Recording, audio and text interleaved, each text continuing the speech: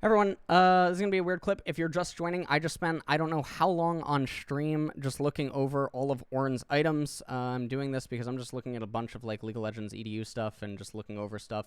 Recently, you guys might have heard me actually talk about that I realized that Ornn wasn't actually as bad as I thought that he was because I didn't actually know what they changed in his passive. You might have heard me talk about that in the most recent patch rundown.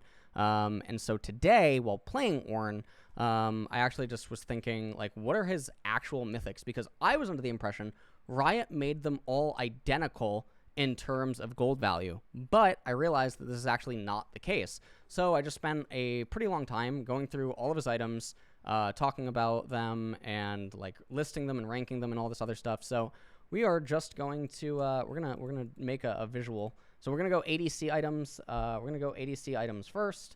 And then briefly touch on, obviously, the changes.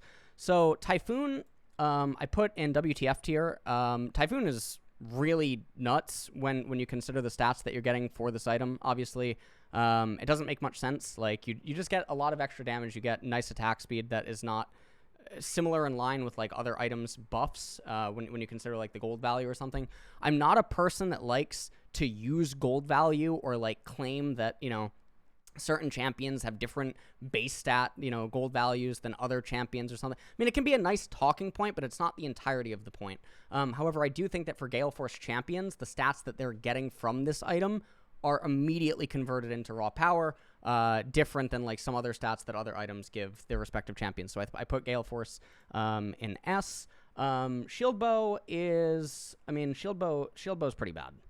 Let's just be honest here. Shield Bow is a pretty bad ornament. I'm not going to say it's like the worst ornament. I might move this around, but it's pretty bad. The stats that you get, like when you consider the champions that are building Shield Bow and the stats that this item is actually giving you when you upgrade it as an ornament, not the greatest. So I mean, there's not too much to say. It's just not usually it's not totally reflective of like the Shield Bow playstyle in terms of like the power that you're getting. Anyways. This one is absolutely broken. There's only 2 ornaments that I think are in Z tier. Kraken Slayer is one of them. This item doesn't make any sense. You get so much AD, you get so much attack speed, and then the AD that you get from it directly ties into its own passive, which you are proccing consistently throughout a fight. So you're actually just getting true damage added into your auto attacks for free. When you think about it, like, it's kind of weird how consistent, obviously, the damage output will be converted to the true damage because it's always with you, which makes it different from like a Shield Bow or a Gale Force upgrade. So this one is definitely not the same as the other ornament upgrades. The Trinity Force one feels pretty bad. I don't think it's as bad as Shield Bow, but it's not. I mean, it's just sort of meh. I'll end up putting it in B. I mean, that's really all that there is to that. Shrelia. So this one is kind of nuts. You get a lot of ability power. You get just a lot of stats. It doesn't make any sense how many stats this item gives you. So I'm going to put it up there with the Gale Force thing. Normally, Shrelia users, you're going to look at like Karma, but sometimes you see Shirelias on like non-enchanters and stuff. And for that reason, I can't actually put it higher than S. The stats that you just get from the upgrade are broken in the situations where you will actually just use the stats. But and what I mean by that is by like enchanting your teammates or something like that, heals, shields, whatever. But the amount of just raw power that you get from the item upgrade is just way too much. So it's just way too good. And then obviously Moonstone is also a Z tier item. And the reason that I say this is because much like Shirelia's, however, the difference is that on Moonstone, since Riot reworked it to have the increase heal and shield power, etc., the increase in AP that you actually get from this item, all the other stats, directly will convert consistently because the champions that are building it, unlike Shirelia's, are always going to be enchanters and, you know, champions that have shields and heals and stuff. And so while Shirelia's, I have to put it S just because the range of champions is not as consistent as Moonstone. They're both pretty much in the same ballpark. But much like Kraken Slayer, this is a guaranteed just steroid to your immediate effect that you're building the item for. Whereas Shirelia's, it's very akin to Gale Force in that regard. So that kind of, you know, I mean, it's sort of whatever. Locket is pretty bad. So Locket and Shroud are pretty much in the same exact tier. I really don't know totally what to say about it. It's just like the stats that you get from them, the increase in resists that you get. Generally, when you think about the champions that are building Locket, you think that they already actually have a lot of stats. They're not or in terms of like tankiness and stuff. And so the fact that it's not getting like an exorbitant amount of HP is just what feels kind of bad, because the increase to armor and MR for the champions that are building these, they already have a lot of that. They probably would like if the upgrade gave less MR and armor and just more HP, because that would make it fall in line with the enchanter ones. And then Imperial Mandate, another Z tier item. So the enchanter upgrades have 2 Z tier items. Again, champions that build Imperial Mandate are generally going to be offensive champions that are meaning to deal damage, which means that the value that they get from the raw stats that the upgrade gives you is converting into power consistently almost every single time, because there's not champions that build Mandate like Shirelia's that won't consistently use all of the stats to the maximum power that the item upgrade is actually giving you. So there's that one. Okay, so Duskblade of Drakthar. I actually put this one in bad. The reason that I put it in bad is because Duskblade's utility is really why people build it. They build it for the utility and they build it for the active. The stats that get buffed on this item don't have to really do with the utility, and it doesn't really have to do with the active. You're just basically getting some padded stats on top, which is why I just put it in bad. It's because it doesn't convert into the gameplay all that much for the item, so it just feels really bad. Eclipse. So this one is insane. Honestly, I might actually put it Z tier. I'm like torn between S and Z. I kind of want to put it Z tier. I actually do kind of want to put it Z tier. Because well, not everyone that builds Eclipse actually. Some people build it because it's like the only item that they can actually end up build. I'll put it Z. Okay, I'm gonna make a random pivot here last second. So Eclipse's stats that it gives you the increase to lethality, which is exactly what you want. It gives you the flat increase to lethality. It gives you the flat increase to the AD. This is exactly what you want, because you're just looking for flat lethality. And then on top of that, it also gives you increase to Omnivamp, which is kind of nice because generally you're not getting any extra healing or something. So it gives you a little bit of extra durability there, and it gives you a lot of extra AD on top. So the item is just really, really, really good. And there's nothing else to really say. Prowlers is decent. It gives you AD. It gives you increased lethality. The only difference is that between like this and Eclipse, I don't feel like you care as much about the increases that Prowlers is getting as much as like an Eclipse user would really like the Eclipse upgrade. So I mean, Prowlers is definitely A. Don't get me wrong, but like, I don't think that the champions that are building this care about the increased pad to stats, whereas like if you look at a lot of Eclipse users, their itemization is generally like kind of a little bit different than the follow-up to Prowler's Claw users, and that's why I would have it a little bit lower. Gore Drinker. So this one is totally insane as well. This is also really close to being Z.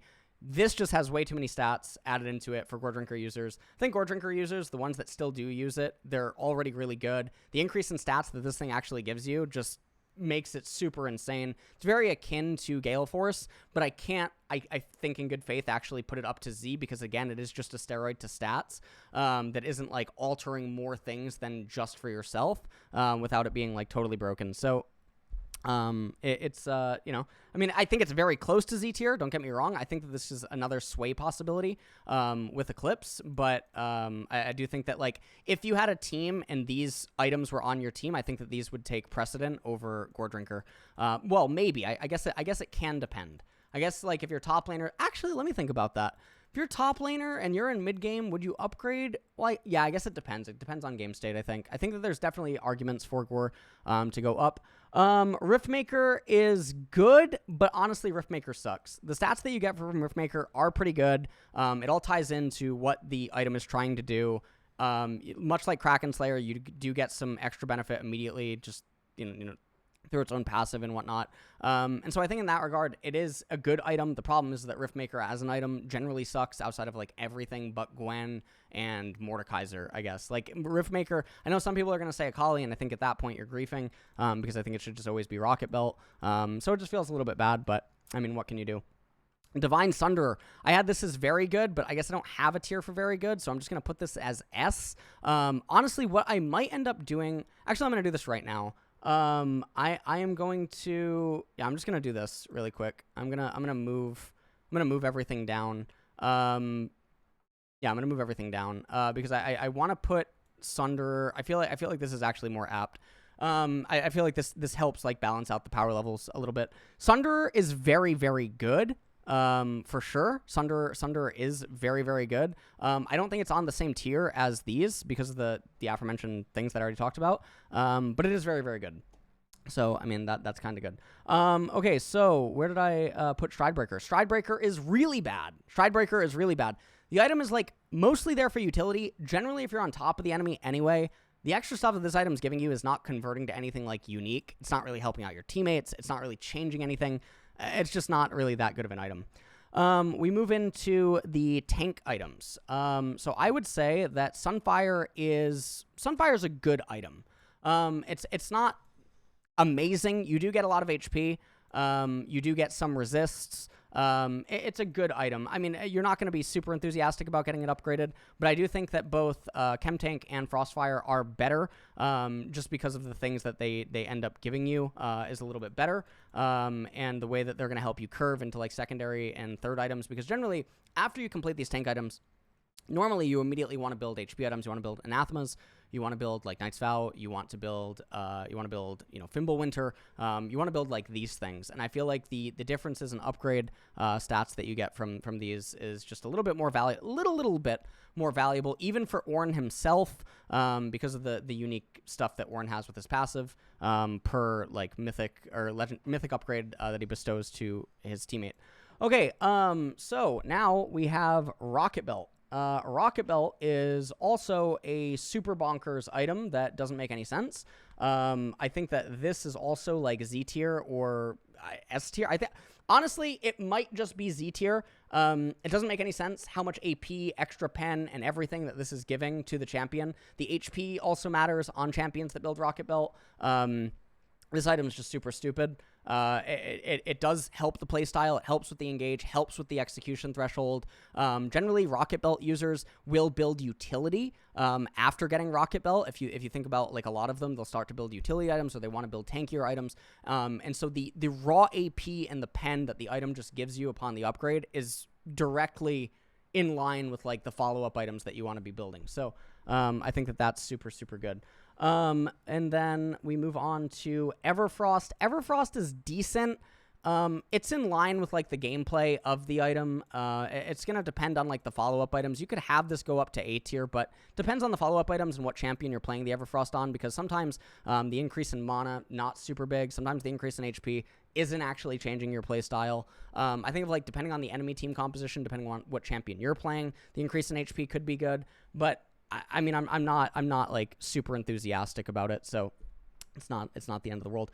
So Night Harvester, I do think this or Evan Shroud is the worst mythic in the game. However, I think all things considered, it's okay as an Ornn upgrade. It's not gonna be one that you're gonna ride home about.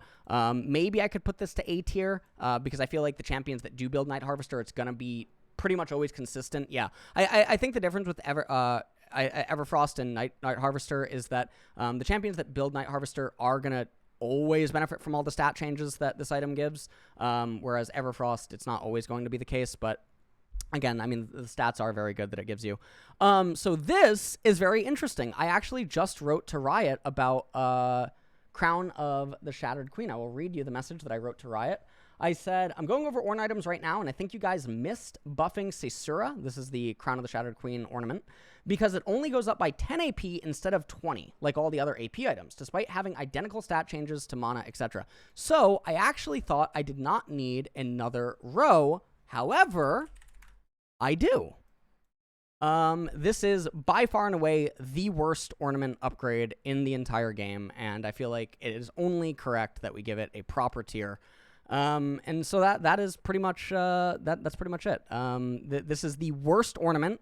If this is on your team and your Kossadin is not like nearing level 16, he is getting his ornament last. Okay, like this item is such a bad ornament upgrade because I think Riot has actually missed giving it the correct stats when it's transformed. So I don't know what to say. Okay, so Ludens.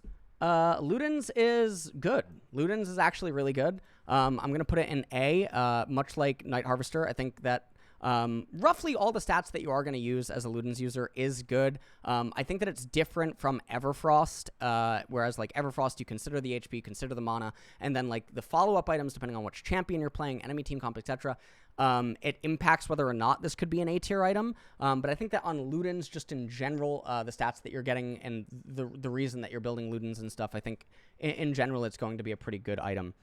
And then obviously saving the absolute best for last. Liandry's is very good. This is one of the best ornament upgrades pretty much in the game.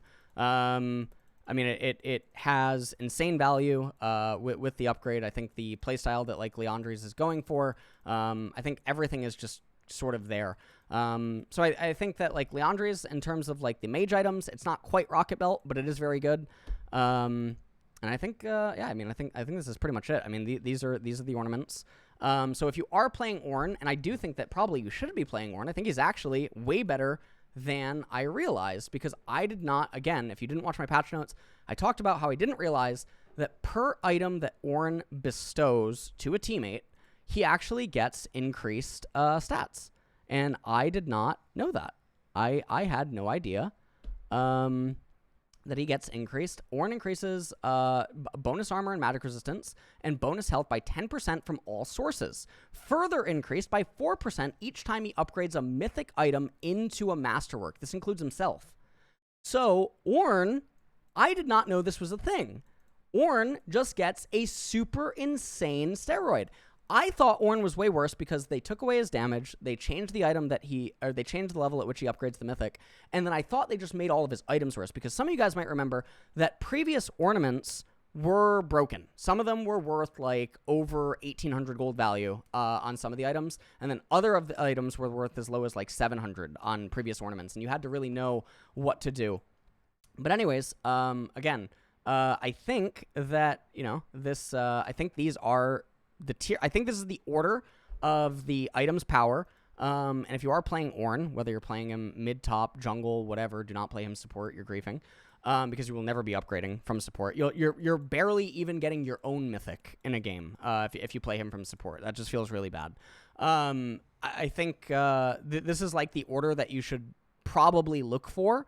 And just remember this if you're trying to like min-max power. And then obviously, like I said, be flexible. You know, if your main carry is like, you know, the champion that has Gore Drinker, I'm sorry, if your main carry, let me use like a worse item. If your main carry is someone that has like the Rift Maker, but you know, you have a you know, the Kraken Slayer ADC, or you have the Rocket Belt, you're probably still gonna upgrade the Triforce just to, you know, add value in that regard, just to play according to the game. But I mean, I think this is good. I think this is yeah, I think this was nice. And Ornn is a good champion, so I think this video is helpful, because I don't think anyone's actually looked at Ornn's items. I know that I haven't, since they've actually been changed, and I just threw him to the curb, and I realized that was a mistake, because I think it's pretty good. I think Ornn's in a good spot.